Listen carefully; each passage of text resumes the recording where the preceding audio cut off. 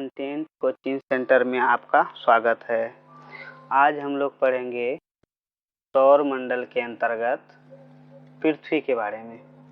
कि इसमें हम लोग पढ़ेंगे कि सूर्य से पृथ्वी का दूरी कितना है और दूरी के अनुसार पृथ्वी का क्रम क्या है ग्रहों में, साथ साथ आकार के अनुसार पृथ्वी का क्या स्थिति है उस सब के बारे में बहुत सारा जानकारी हम पृथ्वी के बारे में प्राप्त करेंगे। तो शुरू करते हैं, देखते हैं। देखा, यह है बुध का कक्षा यानी मरकरी का कक्षा। उसके बाद दूसरा कक्षा है शुक्र का कक्षा, शुक्र यानी वीनस। और फिर हमारी पृथ्वी के को देखिए, ये तीसरा कक्षा में हमारी पृथ्वी है। तो इसका जो है पृथ्वी से सूर्य की दूरी या सूर्य से पृथ्वी की दूरी भी हम लोग ज्ञात करेंगे। पहले इसका क्रम जान लेते हैं। तो पहला नंबर पर बुध आ जाता है, पहला नंबर पर यह है बुध, दूसरा नंबर पर ये हमारी शुक्र हो जाता है।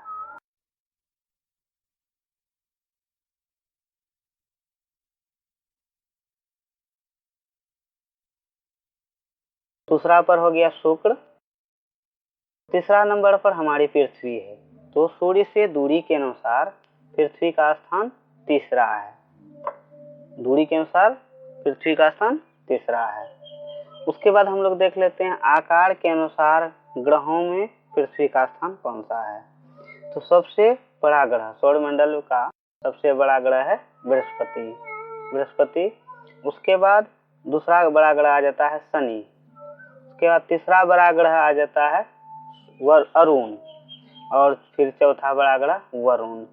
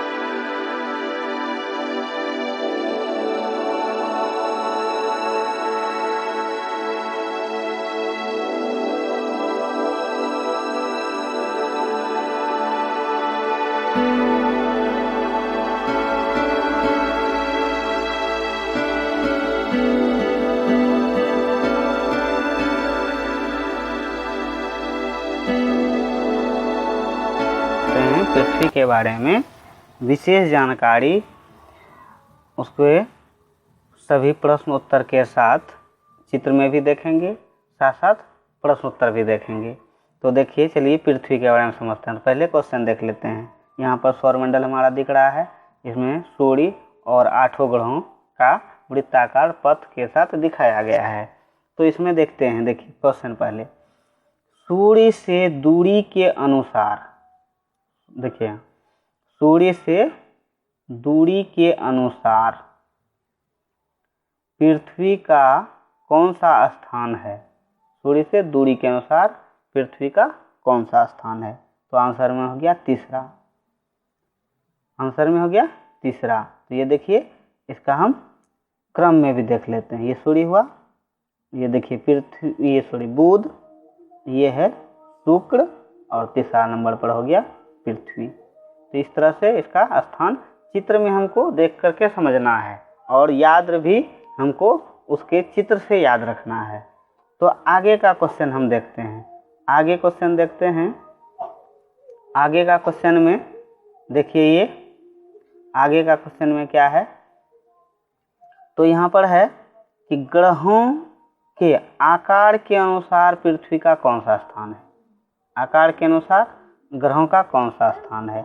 तो यहाँ पर हम फिर थोड़ा सा चित्र को नीचे करते हैं। अब देखिए कि ग्रहों के आकार के अनुसार पृथ्वी का कौन सा स्थान है। तो यहाँ आंसर में है 5वां बड़ा ग्रह, यानी पृथ्वी 5वां बड़ा ग्रह है। तो आकार के अनुसार तो देखिए ये हो गया बृहस्पति।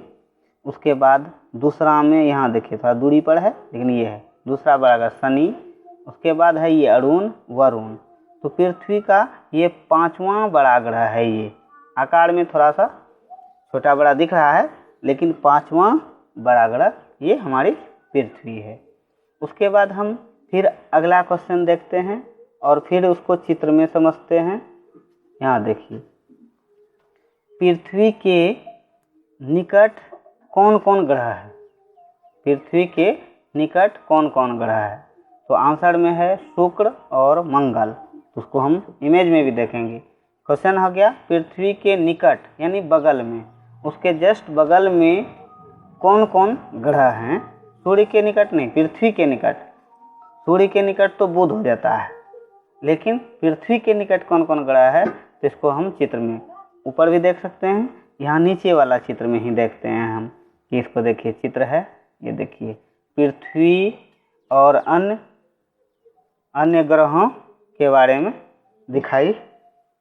दिखाई दे रहा है। तो इस तरह से देखिए, ये हो गया बुध और ये हो गया शुक्र, ये है पृथ्वी, ये है मंगल। तो ये देखिए, मंगल और शुक्र दोनों के बीच में हमारी पृथ्वी है। ये है मंगल, ध्यान रखना, और ये है शुक्र। तो मंगल और शुक्र के बीच में हमारी पृथ्वी है। यही क्वेश्चन था कि पृथ्वी के निकट कौन कौन ग्रह हैं।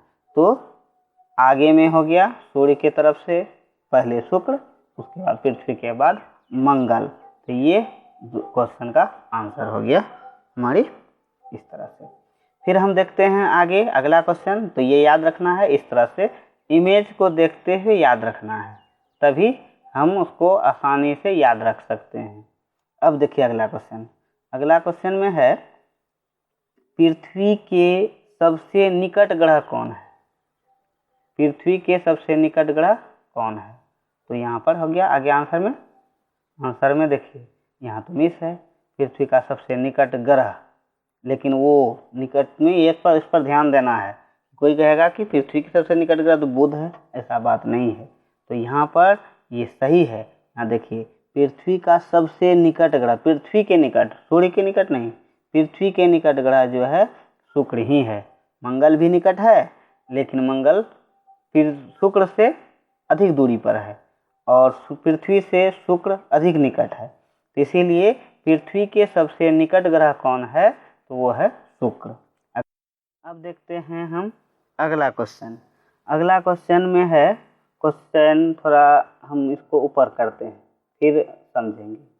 देखिए, यहाँ पर क्वेश्चन है कि पृथ्वी कौन कौन ग्रहों के मध्य है स्थित है? पृथ्वी कौन कौन ग्रहों के बीच में स्थित है? तो आगे के हम इमेज में देखें या फिर हम इसको ऊपर नीचे करके भी देख सकते हैं। देखिए, पृथ्वी कौन कौन ग्रहों के मध्य है? तो देखिए, पृथ्वी बीच में है और इधर हो गया शुक्र, इधर हो गया मंगल। तो ये मंगल और शुक्र के मध्य में है। तो वही का आंसर हो गया शुक्र और मंगल के बीच। पृथ्वी कौन कौन ग्रहों के मध्य है? तो इसका आंसर हो गया शुक्र और मंगल ग्रहों के बीच। तो ये आंसर हो गया। हमेशा हम कह रहे हैं कि इमेज के साथ हमको देखना है, क्वेश्चन का आंसर करना है, तभी हम इसी क्वेश्चन को याद रख सकते हैं, अधिक से अधिक इसमें समझ सकते हैं। ये तो कुछ क्वेश्चन हम उसको देख लेते हैं, क्वेश्चन का आंसर, फिर हम उसको इसमें इमेज में भी देखेंगे, कुछ होगा तो हम वीडियो में भी देखेंगे। इस तरह से हम इसको समझेंगे। तो देखिए, यहाँ क्वेश्चन देखिए, ये है किस गति के कारण पृथ्वी पर दिन और रात होते हैं? पृथ्वी तो गति करती है, दो तरह का गति होता है। एक होता है पृथ्वी अपने अक्ष पर घूमती है, एक गति वो है। दूसरा गति होता है कि पृथ्वी सूर्य के चारों ओर आगे बढ़ती है, परिक्रमा करती है। तो ये हो गया। तो इस तरह से जो है कि हम जानते हैं। तो देखिए, यहाँ है क्वेश्चन है किस गति के कारण पृथ्वी पर दिन और रात होते हैं? इस तरह से हो गया। इसका आंसर है अपने अक्ष पर घूर्णन गति के कारण। अपने अक्ष पर, जो पृथ्वी अपने अक्ष पर चक्कर लगाती है और वह 24 घंटे में एक चक्कर लगाती है। होगा आगे क्वेश्चन का देखेंगे, क्वेश्चन आंसर होगा। ऐसे भी याद रखना है कि 24 घंटे में वो अपने अक्ष पर एक चक्कर लगाती है। तो अपने अक्ष पर घूर्णन गति के कारण क्या होता है कि दिन और रात होते हैं पृथ्वी पर, दिन रात। 12 घंटे का दिन, 12 घंटे का रात, या कभी दिन बड़ा होता है कभी दिन छोटा होता है, उसके बारे में भी जानकारी हम प्राप्त करेंगे। फिर अगला क्वेश्चन देखते हैं, पृथ्वी के किस गति के कारण मौसम बदलते हैं। ये क्वेश्चन आ गया कि आखिर कौन गति है पृथ्वी का जिसके कारण कभी गर्मी, कभी ठंडी, कभी जाड़ा, कभी कुछ आ जाता है, इस तरह से मौसम बदलते रहता है। इसका कारण है सूर्य के चारों ओर परिक्रमण गति के कारण, परिक्रमण गति के कारण, या उसी को वार्षिक गति भी कहते हैं। वार्षिक गति, सूर्य के चारों ओर घूमना जो पृथ्वी का गति है उसको वार्षिक गति कहते हैं, या फिर परिक्रमण गति कहते हैं। तो याद रखना है कि परिक्रमण गति के कारण क्या होता है, तो मौसम बदलता है।